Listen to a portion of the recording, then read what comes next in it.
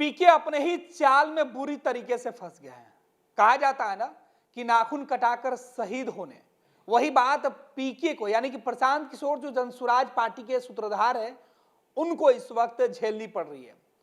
दरअसल Prashant Kishor back to back जो है वो अपने कदम को पीछे ला रहे हैं और इसी बात पर चर्चा करने के लिए एक बार फिर से हम अपने वरिष्ठ सहयोगी विवेकानंद जी के साथ बैठे हुए हैं कि आखिर प्रशांत किशोर जिन मांगों की बात कर रहे हैं और जिस मुद्दे पर धरना पर बैठे हैं, उस माध्यम से कैसे वो बिहार के लोगों को गुमराह करें। एक एक परत, एक एक जो साक्ष्य है वो सबूत के साथ हम बताएंगे आपको कि आखिर पीके का जो अनशन चल रहा है उसके पीछे का लॉजिक क्या है और पीके कैसे शहीद बनने चले थे। विवेका जी, प्रशांत किशोर को लेकर जो धरना चल रहा है उस बड़ी चर्चा हो रही है, मीडिया माइलेज मिल रहा है, लेकिन पीके अपने ही जाल में पूरी तरीके से उलझे हुए दिखाई पड़ रहे हैं। देखिए, प्रशांत किशोर बीपीएससी परीक्षार्थियों के मुद्दों को लेकर के सड़क पर उतरे, लेकिन वहां भी उन्हें मुंह की खानी पड़ी। इसके बाद परसों यानी कि 2 तारीख से 2 जनवरी से गांधी मैदान स्थित गांधी मूर्ति के समक्ष धरना पर बैठे हुए हैं। गांधी मूर्ति और गांधी मैदान प्रतिबंधित क्षेत्र है, यह हर कोई जान रहा है, वे भी जान रहे हो। जब पार्टी चला रहे हैं, इतने बड़े रणनीतिकार हैं, तो स्वाभाविक है कि उनको भी जानकारी रही होगी कि पटना में गांधी मैदान के समीप कोई धरना नहीं होना है, वो प्रतिबंधित क्षेत्र है। फिर भी वे उस जगह पर धरना देने पहुंचे। धरना राजधानी पटना में कहाँ धरना दिया जाता है? उसके लिए एक स्थान चिन्हित है, गर्दनी बाग, वहाँ ही आप धरना दे सकते हैं, वहाँ ही आपको प्रशासन की तरफ से इजाज़त है। लेकिन प्रशांत किशोर किसी खास मकसद से, किसी खास उद्देश्य से कहाँ पहुँचे? गांधी मैदान पहुँचे। चूँकि उनको लगता था कि अगर हम गर्दनी बाग धरना स्थल पर धरना देने जाएंगे तो प्रशासन को कोई मतलब नहीं होगा, प्रशासन छोड़ देगा कि आप धरना दीजिए। धरना देना किसी का मौलिक अधिकार है, लोकतंत्र में आप धरना दे सकते हैं किसी मुद्दे को लेकर। तो प्रशांत किशोर ने गर्दनी बाग को इसलिए नहीं चुना संभवतः कि अगर हम वहाँ धरना पर बैठेंगे तो प्रशासन उनकी सूध नहीं लेगा, उनकी बात उस हिसाब से नहीं पहुँच पाएगी और हो सकता है कि धरना जब लंबा भी खींच सकता है, तो वैसी स्थिति में लेनी के जो है देनी पड़ जाएंगे।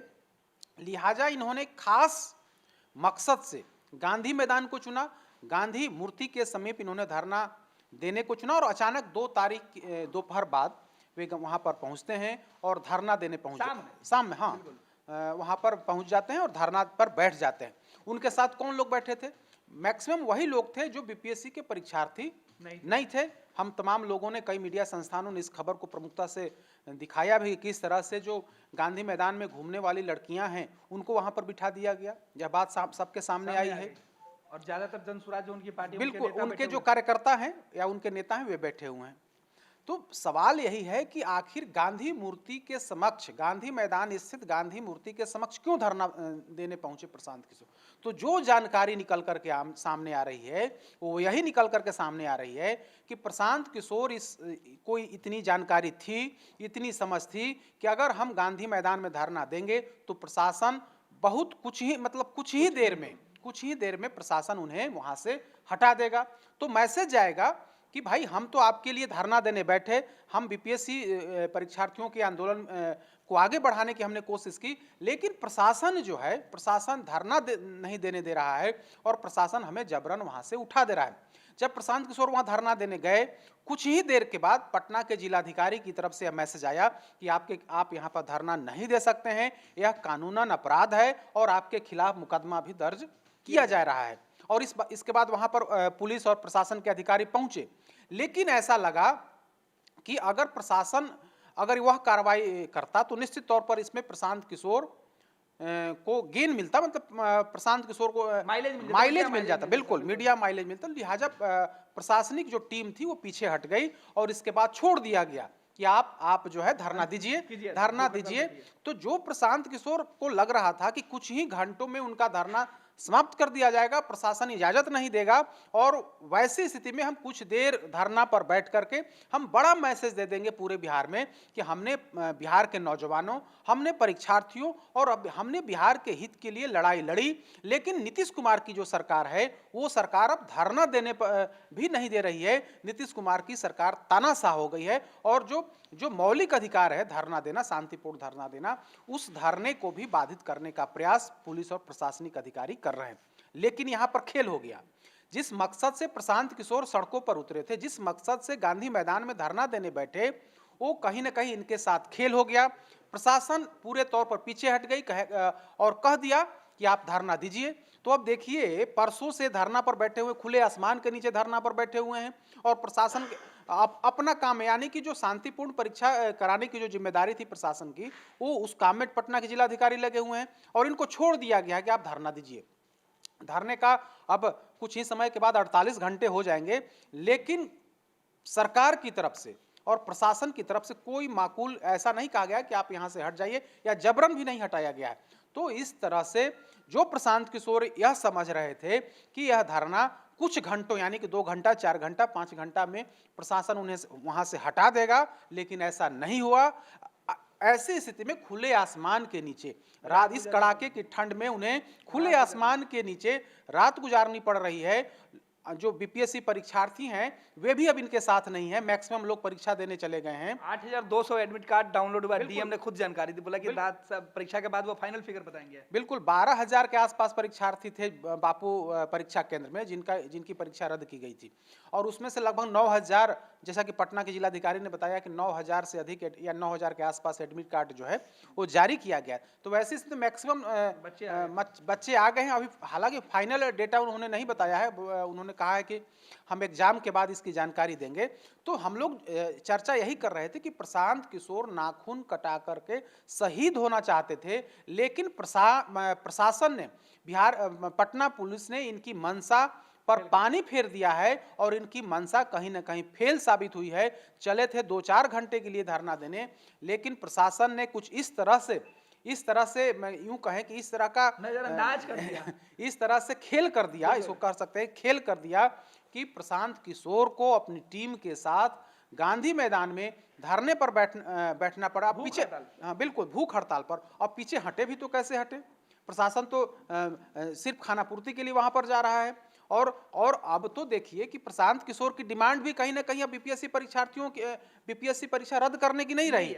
वे अब क्या कहते हैं? वे कहते हैं कि 5 सदस्यीय टीम को जो है मुख्यमंत्री से मिलवा दीजिए और हम लोग धरना या जो आंदोलन है वो समाप्त करते हैं। तो क्या बीपीएससी परीक्षा जो री एग्जाम की बात हो रही थी, री एग्जाम की मांग हो रही थी, तो प्रशांत किशोर ने अपना एजेंडा बदल लिया है, अपनी डिमांड को उन्होंने बदल लिया है और सिर्फ मुख्यमंत्री से मिलवाने की बात कर रहे हैं। हालांकि 3-4 अन्य डिमांड भी हैं उनके, लेकिन जो मुख्य बात वे कर रहे हैं कि 5 सदस्यीय जो हमारी टीम जाएगी, वो टीम जाकर के, अगर मुख्यमंत्री समय देते हैं तो वो जाकर के मुख्यमंत्री से मुलाकात कर।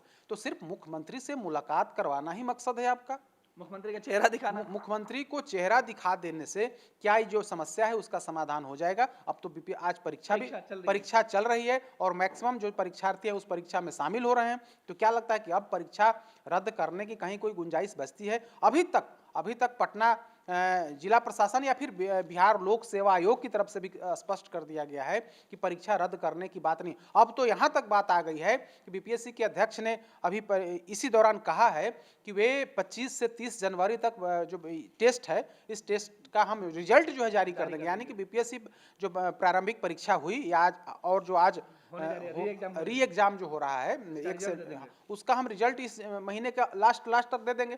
तो अब तो माजरा यहाँ तक पहुँच गया है। तो ऐसी स्थिति में लगता है कि प्रशांत किशोर जिस मकसद से मैदान में उतरे थे, जिस मकसद से भूख हड़ताल पर बैठे थे, वो लगता है कि कहीं ना कहीं वे उनका मकसद कामयाब होते हुए नहीं दिख रहा है। और आप देखेंगे कल जिस तरह से जो खबरें आई कि एक महंगी गाड़ी वहां पर वैनिटी वैन, करोड़ों रुपए कहा जाता है कि उसका मूल्य दाम करोड़ों में है, और वीआईपी मतलब 5 स्टार होटल टाइप की उसमें सुविधा है, और उसको लगा दिया। क्या मकसद है? आप छात्रों के हित की बात कर रहे हैं और करोड़ों की गाड़ी को वहां पर सुख सुविधा के लिए, अपने लिए, केवल अपने लिए, सुख सुविधा के लिए ला रहे हैं। तो यह तो सवाल खड़े हो रहे हैं, और सिर्फ सवाल मतलब जो विपक्षी पार्टी है वो नहीं खड़ा कर रही, बल्कि परीक्षार्थी जो हैं, जो आम जो परीक्षार्थी जिनको राजनीति से कोई मतलब नहीं है, वे भी यही बात कह रहे हैं कि इसमें सिर्फ अपनी राजनीतिक जो चेहरा है वो चमकाने की कोशिश की जा रही है। और प्रशांत किशोर इसी मकसद से इसी काम में लगे हुए हैं,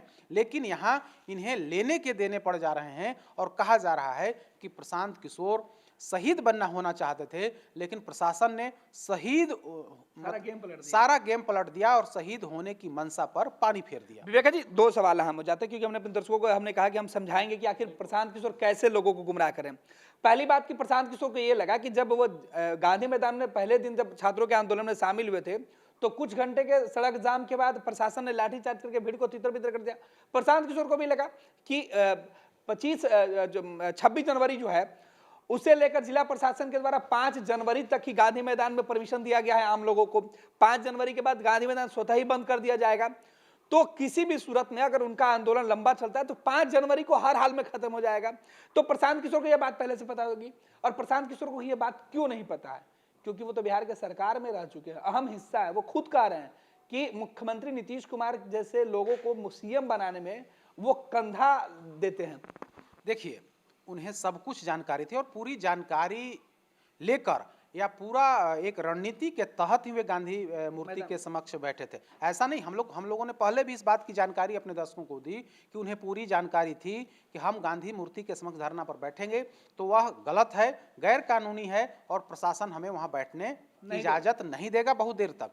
हालांकि प्रशासन उस दिशा में आगे बढ़ा भी, लेकिन ऐसा लगता है कि वहां पर लंगड़ी मारने के लिए प्रशांत किशोर जिस रणनीति के तहत काम करने चले थे उस रणनीति को फेल करने के लिए प्रशासन चुप हो गया और कह दिया कि आप धरना दीजिए। और प्रशांत किशोर को इस बात की भी जानकारी थी कि 5 तारीख से पहले हमें वहां पर उस मैदान को, उस जगह को खाली कर देना होगा, क्योंकि पटना जिला प्रशासन गांधी मैदान में गणतंत्र दिवस की तैयारी करता है और जिला प्रशासन के अधिकारी वहां पर पूरी तैयारी करते हैं और उसको बंद कर दिया जाता है। 28 दिसंबर को जिला प्रशासन ने ये बातें बता दिया। आम लोगों का प्रवेश जो है वो गांधी मैदान में बंद हो जाता है। पूरी प्रशासनिक तैयारी वहां पर होती है और आम लोग वहां पर फटकते भी नहीं है, पूरी सुरक्षा कर्मी वहां पर मौजूद रहते हैं। तो ऐसे में प्रशांत किशोर को पूरी बात की जानकारी थी कि अगर शुरुआती दौर में हमें हटा लेता है प्रशासन तो और अच्छी बात है, और अच्छी बात है, माइलेज मिल ही जाएगा। पूरा मीडिया चाहते थे वो हो जाए, बिल्कुल नेशनल मीडिया में अगर प्रशासन नहीं भी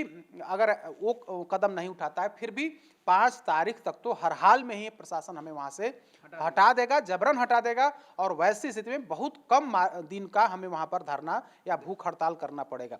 तो आज पटना के डीएम ने क्या कहा है?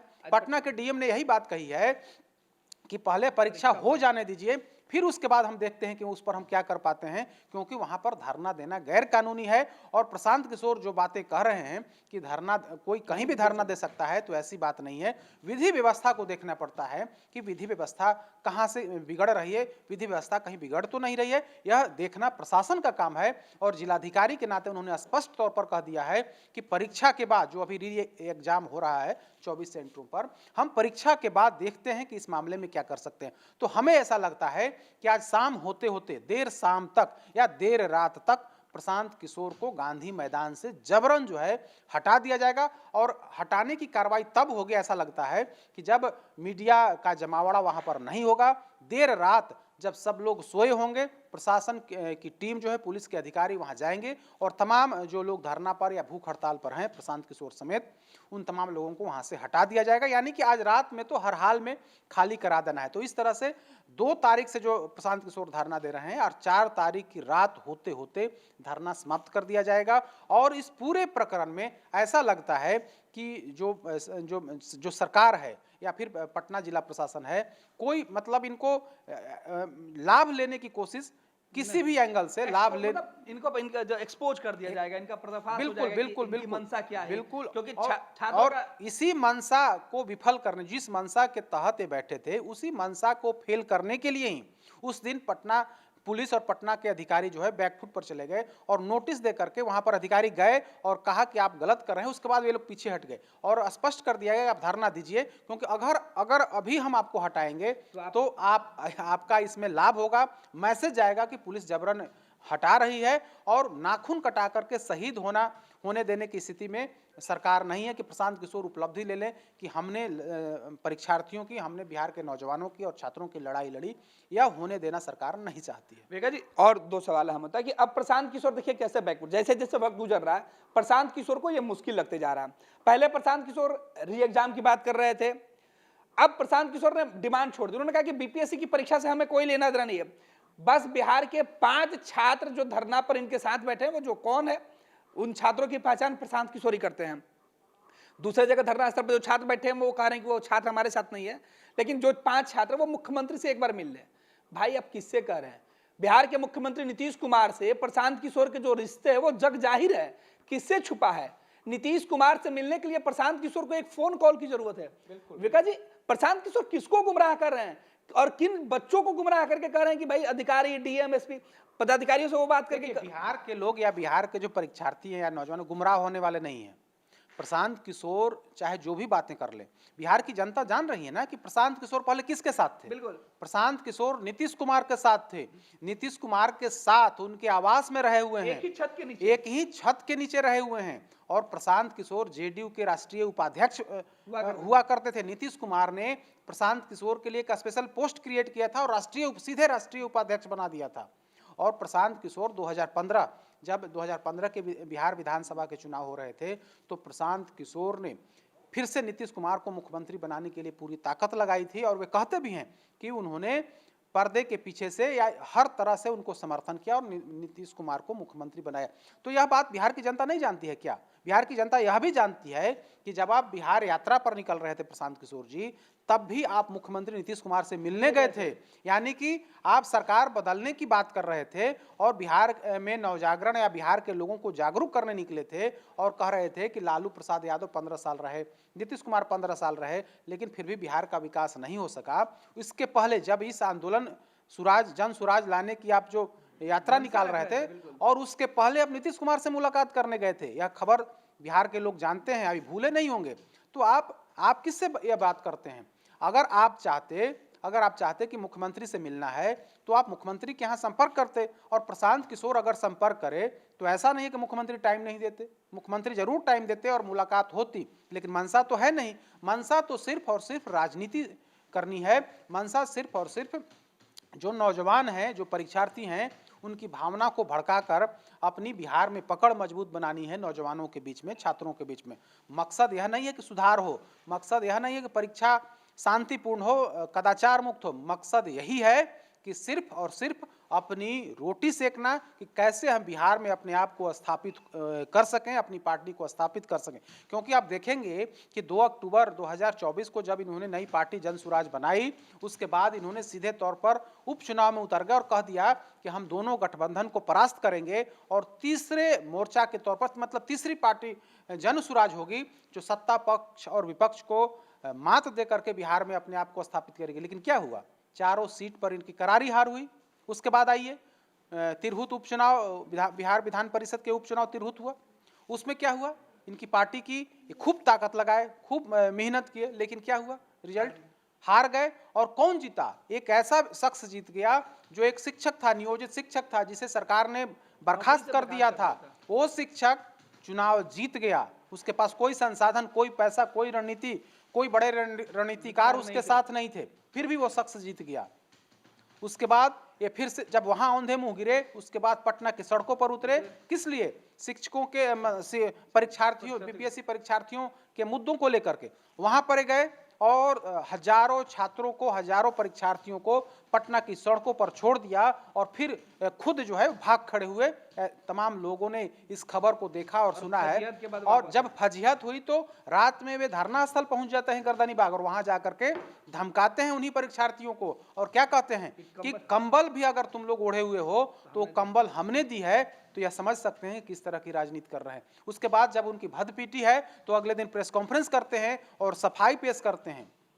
लेकिन बिहार में पूरे तौर पर जब घिर गए प्रशांत किशोर, तब गांधी मैदान में धरना देने पहुंचे और धरना इस मकसद से देने पहुंचे कि बस कुछ ही घंटों की बात है, प्रशासन धरना समाप्त करा देगा और इस तरह से हम मैसेज दे देंगे कि हम तो धरना देने पहुंचे थे, लेकिन प्रशासन ने ऐसा होने नहीं दिया। जब धरना लंबा खींच गया तब करोड़ों करोड़ की जो गाड़ी है वहां पर मंगवाते हैं, जो वैनिटी वैन, और जिसमें 5 स्टार होटल जैसी सुविधा है, उस गाड़ी को आप मंगवाते हैं और उसका संसाधन का उपयोग करते हैं।